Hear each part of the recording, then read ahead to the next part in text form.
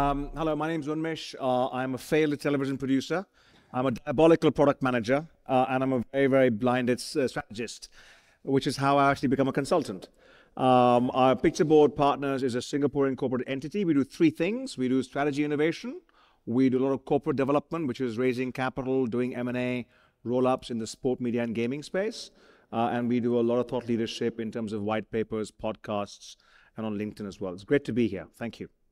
Alwaleed, you had an interesting night last night. Big win for Al Nassr against Al Shabab. Are you all right? You've had some sleep? Yes, I did. Yes, I did. I should. Welcome to everyone. Happy to be here with you guys to share this panel with this great speakers. I'm Alwaleed Almhaideb, the head of media and communication at Nassr since almost 3 years now. I'm a lecturer at the Media College in Riyadh since 2015.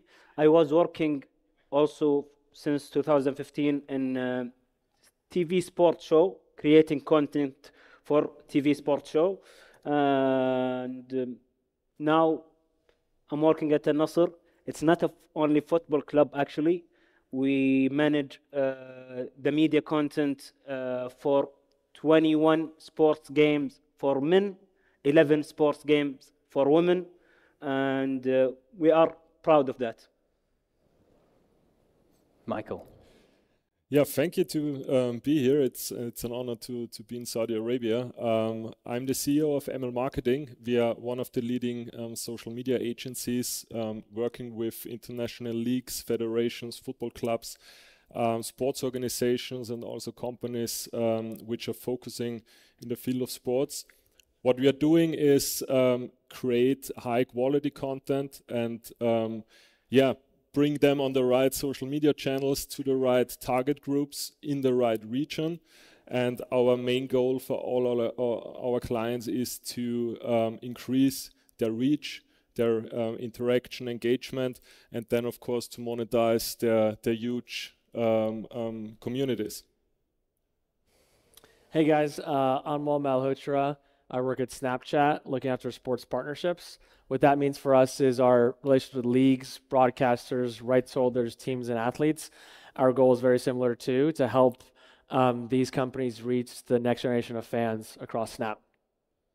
I'm a sports lawyer. I also run JHM, an agency which acts for broadcasters and works with clubs and brands as well. Let's start with you, Anmol. And I think if we in a moment get into understanding from our perspective what supporters want in the context of content and what they may want in the future. But what at this point do we understand football content to be? Because it's gone the day where it was linear television offerings and hard copy newspapers and written publications. It's such a broad area, isn't it? And that of course is encapsulated by your offering, Snapchat. Yeah, 100%. I'd say if you asked that question 5-6 years ago, the answer would have been highlights on linear, right? Sitting on your couch and watching a full game in its entirety. As we know today, things have changed a ton. Consumption and creation has evolved significantly. And now I would say content not just includes what's on the pitch, but everything beyond the pitch as well. So when we think about it from Snapchat's perspective, the pre-game, the post-game, the fans, the locker room, what are players wearing, what are they eating, how are they working out, what's happening out after the game, before the game, and now becomes not just a 2-hour window on Sundays, but every day of the week, every day of the year, becoming a content ecosystem for our fans and platforms like Snap. So for us, I think about our evolution, right? 6-7 years ago, we were just matchup based. We were focused on, Team A versus Team B, Man City versus Man United, just the highlights on the field. Today, we're now thinking about everything beyond just the game, and that's how you capture the next generation of fans and young fans more and more. Alwaleed, you of course in a great position with Al Nassr, where you have Cristiano Ronaldo, other players as well who are also very successful in the content space. But he's an example of someone who is in such demand, it goes without saying, and can help to really grow a club and a league, can't he? Of course. As Anmol said, if you ask that question just a few years ago, the answer will be so different than what it is now. And I'm also very sure if you ask this question next year, you will probably have a different answer. In terms of creating content, in terms of new platforms, the world is changing very fast. You need to be very aware of what's happening around you, and you need to adapt very quickly with that. Now, fans really want to know everything about their beloved athletes and stars.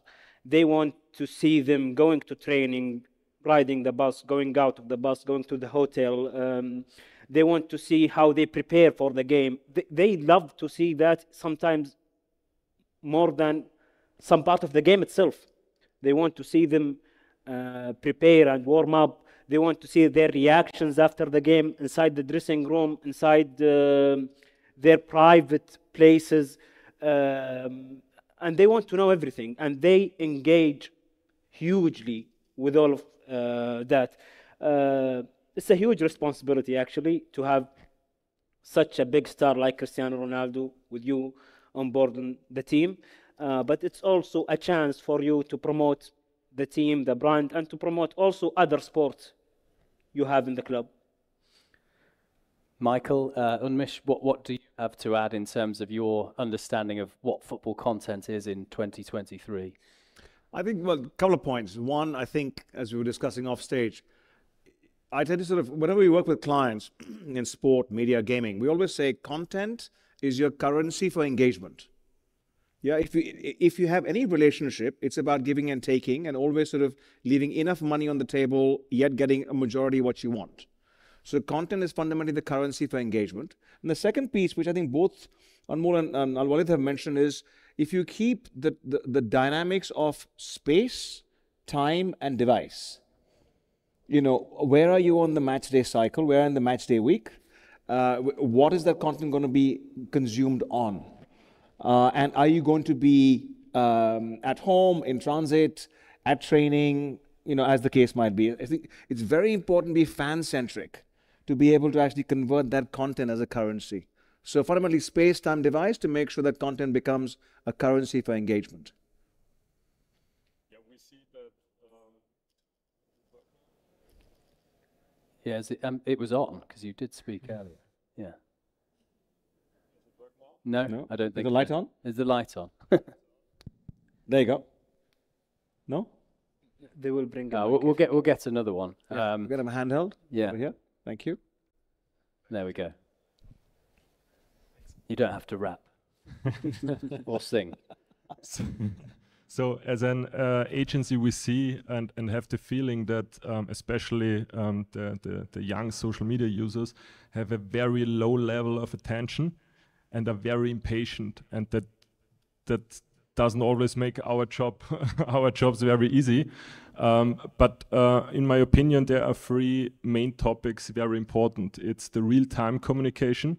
You have to deliver high-quality content very, very fast because they are very impatient. So when there's some happening around the football club, you have to deliver it. And the fan want it now. They want all the information now. The second one is entertainment. So it's not enough just to post content and create content. Social media is entertaining. So you have to spark emotions in your audience. That's also very important. And the third point is the content should be exclusive. So you have, as a club, for example, or a league, you have content that it's exclusively only on your social media channels. And that's very important because otherwise, why should a fan follow your club? What do we think about younger audiences in particular? Because any growing sport or a sport that's at the top and wants to remain there has to target and retain the younger audiences. How do you do that well in the context of football content? I can stick my neck out. You mentioned about low attention spans. I have a contrarian view that the amount of information packed into an experience on a per second basis is not keeping up with what they can consume. I'll give you a very simple example. Star Wars. First movie came out in the 70s. And apologies to all Star Wars fans. I'm not a Star Wars aficionado, but I'm speaking about this in mathematical terms. First movie came out, 78 cuts in the entire movie. 10 years later, it was 2,500 cuts.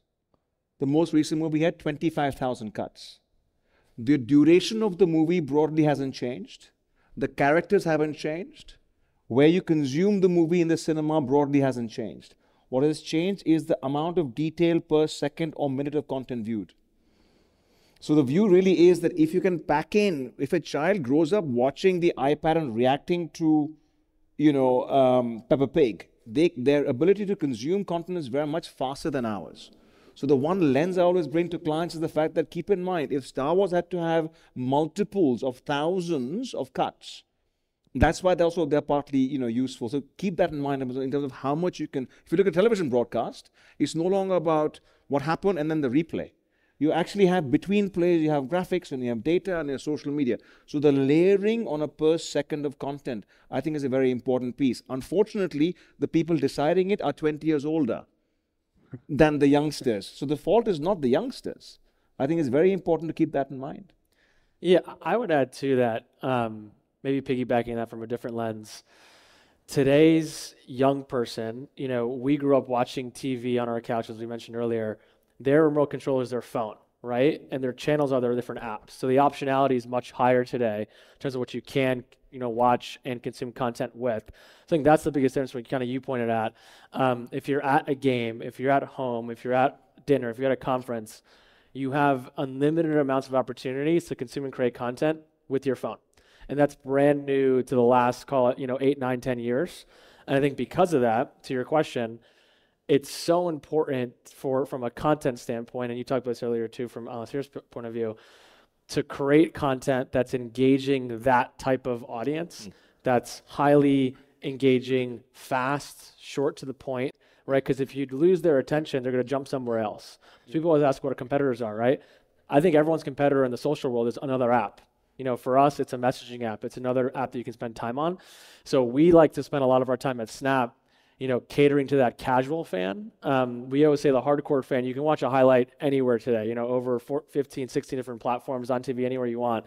The casual fan that doesn't know that Ronaldo's playing the Middle East today, that doesn't know that, there's a tournament going on right now, how do you cater to that person? And that's from the stuff beyond just the field and the pitch and the game. That's those elements that kind of draw them in to be more excited about this. And I think it's really important for leagues, broadcasters, rights holders, social platforms, agencies, etc., to keep in mind that their end user has unlimited optionality. If you don't capture their attention early, they're going somewhere else very quickly. But if the attention is captured with ultra short form or slightly longer short form content, that can lead to longer viewing, can't it? So take social media channels for a club, that leads to then following the team, watching the full match, albeit if they're still consuming short-form content during the match. Drive to Survive is an example, of course, recently that is obviously not a short-form offering, but to get people to watch that, there would have been enticing clips that would have been available, particularly to a younger audience, then lead into watching those longer-form offerings. Would you agree? I would. In fact, when last week we were recording the podcast with Jaime, when you're on YouTube Shorts, you very rarely watch one video. Your session time is usually about 8 to 10 minutes. In television terms, my first television show was 52 minutes of program time, 8 minutes of commercial airtime. I was fundamentally making 8-minute sections. So your experience before you want to take a break is about the same. So you're absolutely right. The question really is that the algorithm is making sure that the third and fourth video that I see or is offered to me is as per my liking, which is where the science of what you guys do comes in, which wasn't the case in television scheduling.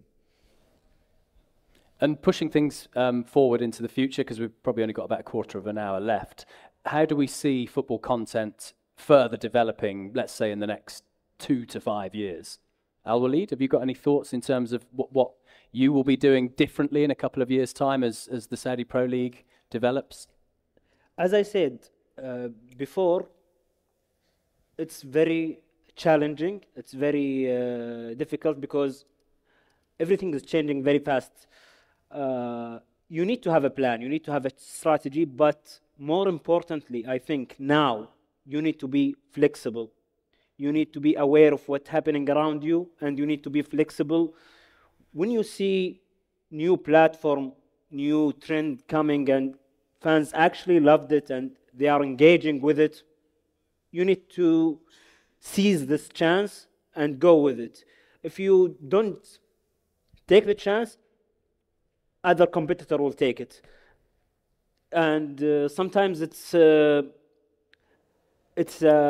bigger piece of the cake if you jump first on it, you know. Yeah. If you leave it to others to be ahead of you, you will not have that bigger piece of the cake.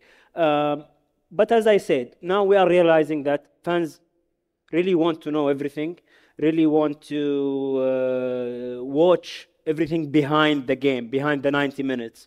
So we are trying to give them a lot of behind-the-scene content with a lot of new ideas. We are also working greatly with other platforms like Snapchat to have new digital content that the fans would like and would love to interact with, like the Bitmoji, the filters, especially with these young fans, this young audience.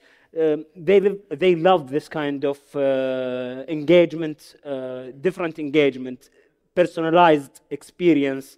We are always trying to give them the chance to experience that, but as I said, we need to be very aware of what's happening around, and we need to be very flexible if we see any new chances coming. Yes, you mentioned Formula One, Drive to Survive, or The Last Dance with Michael Jordan. I think these are two examples how to put the fan in a focus and give the fan insights into personal lives of the athletes. And that's very important. And there I see huge potential also for the next 3 to 5 years, of course, to do that also on the social media platforms. And back in the days, there weren't so many access points to a football club. There was the stadium, there was maybe the TV where you can watch the game. But today we have lots of different touch points and access points to a football club. It's the social media channels, it's the website, it's apps, it's games. And for a football club, it's important not only to produce the right high quality content with backstage insights, but also to increase the amount of access points for every fan, and specialized in different areas of the world, and also in the right language, cultural aspects, so that you increase your reach and the interaction for that. But the fan always must be in the focus, and the content has to seek some emotions for them. Yeah, and I would add, piggybacking on Ali's point earlier, we think of content needs to do 3 things, kind of what you said too. Has to be highly engaging, highly informative, and fun for our user base. I think shareability is very important for a young person. They want to have a community with their friends. So developing tools beyond just content to make it easy to share with your friends and family is extremely critical to keep them kind of coming back and doing more. You mentioned this kind of the great stuff we're doing beyond content for some of our partners on our platform. We have Bitmoji, a really fun way to express yourself in a personal avatar. You can dress yourself in your favorite jerseys and shirts now. And also lenses, augmented reality. You can try on the Nassr shirt today and buy it in our app, right? Which is really cool. Something we were always told by our partners at the leagues and broadcasters and rights holders is that 99.9% of fans never get a chance to actually go to the stadium to watch their team play. They're mostly at home. So how do you engage those fans at home? It's with these really kind of fun and informative technology integrations. And what we're trying to do at Snap is bring those in a way that makes the experience complementary to what you're kind of watching on TV. And again, really, really fun to share with your friends. If you're not sharing them to your friends, your chances of you kind of coming back are relatively low. So adding those tech integrations is a very important piece for us, and bringing the experience of being at the game to a fan at home through technology, through your phone, through your Snapchat app, in our case, allows you to keep those people kind of more involved in feeling like they're actually at the event itself. I'll just give one example of how the fans now actually receiving the content, and how should you measure your content in terms of engagement. I remember something happened like a few months ago. We were like working on a plan for the club's anniversary, weeks of planning and creating content for this particular day or 2 days to post some contents about the club's anniversary. And that also includes Cristiano Ronaldo. He was part of this content because he's now part of this club. The funny thing happened, like during this day or one day before, we had our Snapchat videographer on the training, waiting for the players to come out of the tunnel, and Cristiano Ronaldo came and say, "Salam alaikum." Done. Snap it. We got more engagement from this coincidence content of 2 seconds than what we planned for a whole month for our anniversary of the club. So it's give you an insight of how you need to be flexible, aware, and to learn from this young generation and how they receive the content. Amazing. Any further thoughts? I'll just add one thing. I think there's a lady called Angela Ruggiero, who's a former US Olympian. She runs a sports lab in Boston at Harvard. She has this concept of liquid content. The idea being just as water finds its own level, your content will actually find its own level depending on this different segment. But the only assumption there is you don't treat fandom as one homogeneous block. You assume that there are 5 or 6 different segments and then try and see where it sits. So I think this whole concept of a liquid content, I think, really helps you to think through, where is it best working? Well, hopefully the expertise of these gentlemen will lead to more streams becoming rivers and then, ponds and lakes and all the rest of it. But thank you very much. It's been a pleasure from my perspective listening to you, and enjoy the rest of your day here today. Thanks for joining us. Thank you.